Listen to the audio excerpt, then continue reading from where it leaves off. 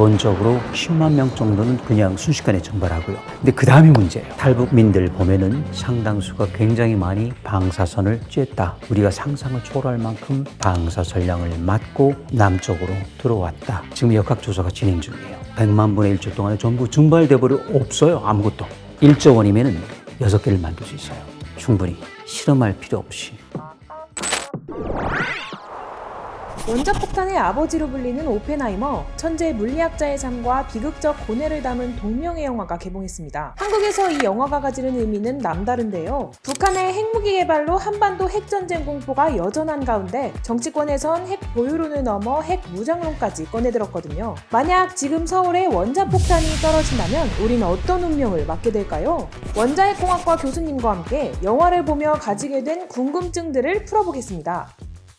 인도, 파키스탄이 마지막으로 했고요. 1990년대 중반까지. 그리고 없었어요. 하지 않기로 약속했고. 근데 그 약속을 굳이 깬 나라가 조선민주주의 인민공화국, 우리 그 북한이란 말이죠. 그래서 6차까지 했고 7차가 있으면 정말 큰일이 나는데 김정은마저도 쉽사리 못하는 거죠. 쏘잖아요. 여기서도 쏴요. 그런데 누가 쏘겠어요. 그래서 나가사키에서 마지막이 된 거죠.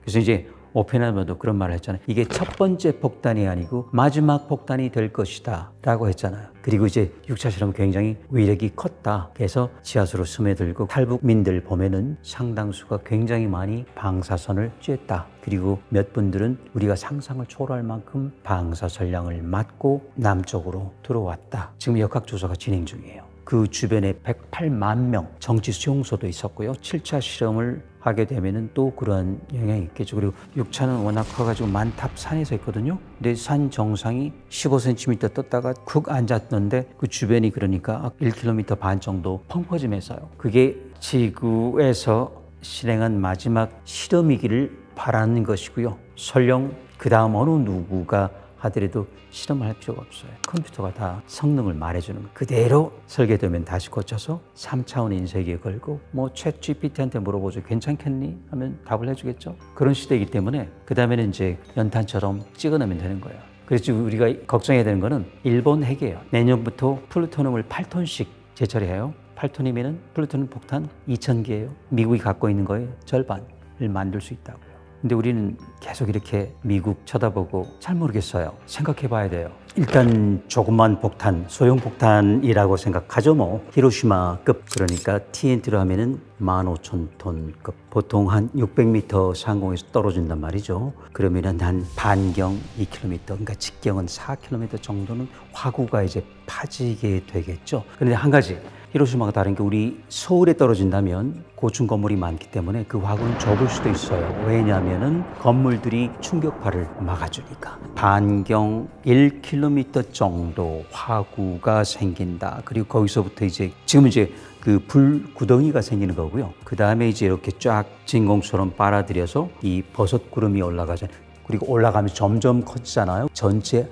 한 5km 정도가 이제 상공 5km 정도에서 퍼지죠. 기본적으로 가운데에 있는 폭심, ground zero라고 하거든요. 거기서부터 반경 1km 정도는 100만 분의 1초 동안에 전부 증발돼 버려 없어요. 아무것도. 그리고 이제 일어나는 게 주유소, 또 수소 충전소가 있다 하면 거기서 화재가 나기 시작하고 뜨거우니까 기본적으로 1억 도로 순간 올라갔다가 1억 도면은 태양 표면 6,000도란 말이죠. 표면에 16배. 엄청난 온도죠. 그렇죠? 올라갔다가 이제 대개 약 4,000도 정도로 떨어져요. 위력은 충분하죠. 자, 그 다음에 이제 일어나는 것들이 이제 진공이 되죠. 이렇게 올라가 버리니까. 그럼 이제 저쪽 10km쯤 동심원에서 바람이, 폭풍이 불기 시작하죠. 올라가죠. 그러면 이게 다시 내려오죠. 그러면서 이제 어떤 일이 일어날까요? 올라가면 공기가 차갑잖아요. 그러면 조금씩 강우, 비가 되기 시작하죠. 대개는 까만 비가 내리고 그걸 이제 보통 강철비라고 하기도 해요. 왜냐하면 우라늄이 금속이니까. 거기 싸고 있는 알루미늄, 금속. 그 다음에 진짜가 오는 거죠. 그리고 여러 가지 그 방사선을 띄운 방사선 물질들. 그게 이제 드디어 퍼지기 시작하는데 첫 번째는 히로시마에서 본 것처럼 급성. 사람이 5도 화상을 입은 것처럼 그 영화에도 나오죠. 살갗이 벗겨지기 시작하고 머리 벗겨지기 시작하고 그리고 사실 우리나라에 방공호가 없어요. 저는 기본적으로 10만 명 정도는 그냥 순식간에 정발하고요. 근데 그 다음이 문제예요. 이분들은 이제 일주일에서 한 달 정도까지 계속 가면서 일단 화상을 입으면 어떻게 되죠? 뜨겁죠. 그리고 흘리게 되죠. 땀도 피도. 그러면은 자동적으로 우리는 막 갈증을 느끼게 돼요. 그래서 히로시마도 그렇고 나가사키도 그렇고 살아남은 자들은 거의 모두가 강물이 있으면 뛰어들었죠. 이제 감염되기 시작하죠. 그래서 결국은 많은 사람들이 화상 입은 다음에 그 상처가 감염돼가지고, 물론 병원 가면 되지 않겠느냐. 병원이 살아남지 않죠. 똑같이 그 반경 범위 내에서 전부 증발을 해버렸기 때문에 소방차도 올 수 없고 구급차도 오지 않고 병원도 없고, 그럼 이제 고통스럽게. 그래서 한 달이면은 아마 추가적으로 15만 명쯤, 전체 한 25만 명. 근데 그건 이제 히로시마처럼 작은 핵폭탄. 근데 이게 정말 10배가 된다, 1000배가 된다, 10,000배가 된다 하면 그건 상상 초월하는 규모가 되겠죠. 1945년이란 말이죠. 지금 돈으로 하면 약 조금 과장하면 40조 원 정도 들었어요. 3년에요. 근데 거기는 절반 이상은 시행착오. 몰랐기 때문에. 그리고 그래서 그 당시 이제 최대 인력이 3만 명 정도. 지금 예산 40조 원이면요, 우리나라 국방 예산이 50조 원. 그런 정도 돈을 그 당시 썼는데 지금은 그보다 100분 내면 되죠. 지금 제 머리에도 들어있고요. 그리고 또 하나는 설계도가 들어있어요. 그리고 인터넷에 돌아다니고 있고, 그리고 만약에 우라늄으로 간다면 중학생도 고등학생도 할 수 있어요. 아주 간단해요. 특히 우리나라는 저 같은 그 핵공학자도 있고, 저는 그래서 미국 중앙정보국에서 항상 찾아옵니다. 국제원자력기구에서 사찰관을 보내고 미국 대사관에서 연락이 오고 외교통신부도 여러 번 다녀왔어요. 그리고 굉장히 좋은 기술들이 많아요. 레이저로 235만 모으는 기술이 있단 말이죠. 플루토늄도 뺄 수 있어요. 이걸 우리나라가 벌써 원자력연구소가 대전으로 옮기기 전에 공릉동이라는 거기에 원자력연구소가 있었거든요. 실험로가 있었고, 근데 그게 또 자진 신고했다고 하는 게 맞죠. 벌써 25년, 30년 전이네요. 전부 다 그만뒀습니다. 국제원자력기구 IAEA 들어오고 사찰하고 제 실험실에도 들어오고 해가지고 다 그만뒀는데, 좀 거기서 한 가지 없앨 수 없는 게 있어요. 이 두뇌에 들어있는 거는 못 없어요. 아직 이 지식이 살아있단 말이죠.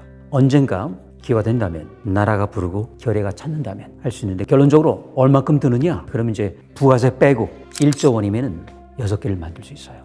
충분히 실험할 필요 없이. 근데 그 영화에서 그 부분은 굉장히 좀 아쉬워요. 물론 CG가 아니고 재래식 폭탄을 했지만은 나중에 그 충격파란 거는 엄청나거든요. 정신을 잃을 만큼. 근데 그게 조금 약했던 게, 보통 때 그 영화 전반적으로 그 진동도 심하고 막 충격파 오고 그렇잖아요. 근데 정작 그때 조금 극적이지 않았어요. 좀 기대를 했었는데 그게 오게이트랄까? 그래서 어쨌든 엄청난 충격, 폭풍이 일어나니까. 근데 영화에서는 폭풍 정도는 아니었어요. 근데 실제로는 폭풍이 와요. 도망가는 거죠. 멀리. 그러려면 뭐가 필요하죠? 사전 경보. 그런데 아마도 온다면 북쪽이겠죠. 거기에 문제가 있어요. 거기서 온다면은 굳이 큰 핵일 필요도 없고 성층권까지 갔다 올 필요도 없고 그냥 대기권으로 오면 되거든요. 서울까지 90초. 그동안에 우리가 경보를 접해야 되는데요. 그러려면 확신이 있어야죠. 이게 핵폭탄이다. 그런데 어느 누가 김정은 위원장이 나 핵폭탄 쐈습니다 하고 쏠까요? 알려주지 않죠. 하나만 쏠까요? 수십 개 쏠 겁니다. 그 중에 어떤 게 핵폭탄인지 쪽집게 점쟁이라도 알 수가 없죠. 그러니까 이 모든 거는 그냥 허구예요. 우리는 그냥 각자 도생밖에 없어요. 그리고 지난번처럼 엉뚱한 경보 났잖아요. 갑자기. 근데 그거 끝이에요. 경보 난 게 아니고 그냥 문자가 왔죠. 근데 조용해요. 밖을 내버리니까 차도 왔다 갔다 하고. 그런 경보가 온다면 우리 어떻게 하죠? 만약에 피하려면 최소한 3주, 길게는 석 달 있을 수 있는 지하에 차폐된 공간이 있어야 되는데, 자, 그럼 뭐가 필요할까요? 공기 정화 장치가 필요하고요. 그 다음에 정화조가 필요하고요. 그리고 식생활, 최소한의 숙식할 수 있는 부분이 좀 우리 있나요? 지하철에 있다고 해요. 갑자기 내려가다가 압사당해요. 너무 좁기 때문에 현실적이 아니에요. 소변, 대변 사흘 못 가요. 넘쳐나기 시작하죠. 전염병 돌기 시작하고요. 그리고 공기 정화 안 되고, 거기 지금 음식물 있나요? 식품 가게 있나요? 없죠.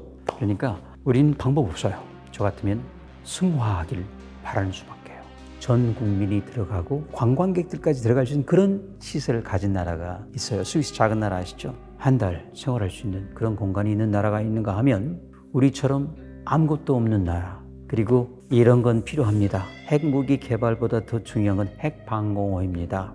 근데 마이동풍이라고 하죠. 이런 나라에 우리가 살고 있는데 이게 나라가 맞습니까? 그래서 지금 우리는 무방비 상태라는 거죠.